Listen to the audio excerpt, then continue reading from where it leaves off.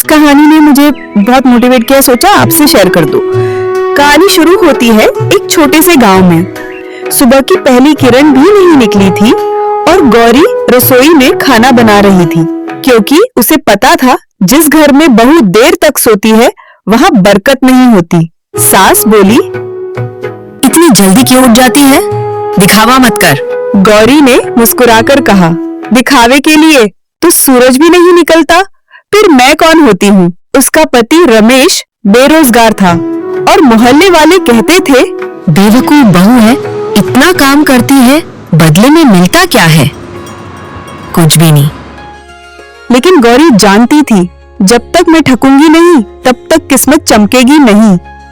दोपहर में वो खेत जाती, जानवरों को घास डालती और फिर चौपाल में सबके कपड़े सिलती।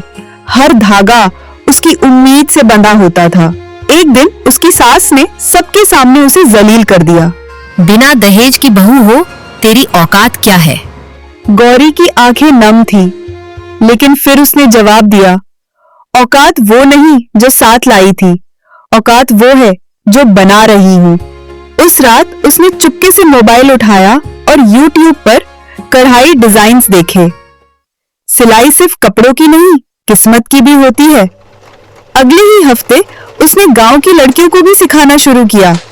कहानी अब चूल्हे से सिलाई मशीन तक पहुंच चुकी थी। गांव के ठाकुर ने ताना मारा, औरतें काम सीखेंगी, वो भी सिलाई का? ये क्या मजाक है? गौरी बोली, आपकी सोच फटी हुई शर्ट जैसी है ठाकुर साहब, रफू करना पड़ेगा।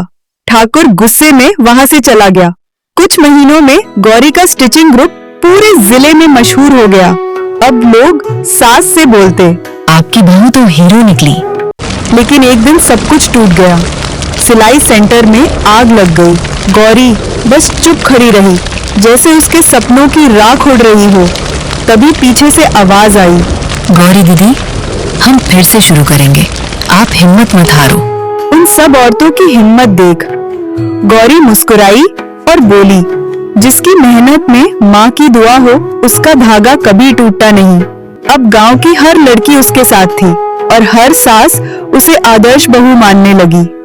रमेश ने पहली बार गौरी का हाथ थामकर कहा, माफ करना, मैं तुझे कभी समझ नहीं पाया। और सास भी बोली, माफ कर दे बेटे, मैंने तुझे हमेशा ताने दिए। गौरी बोली, समझने के लिए आंख नहीं, दिल साफ चाहिए। आज उसकी कहानी सरकारी न्यूज चैनल पर आई और रिपोर्टर ने पूछा, आपको सबसे बड़ी सफलता क्या लगती है? गौरी मुस्कुरा के बोली, जब मेरी सास मुझे बेटी कहकर बुलाती है, वही मेरी असली जीत है। आपकी क्या सोच है ये कहानी सुनने के बाद? कमेंट में बताइए।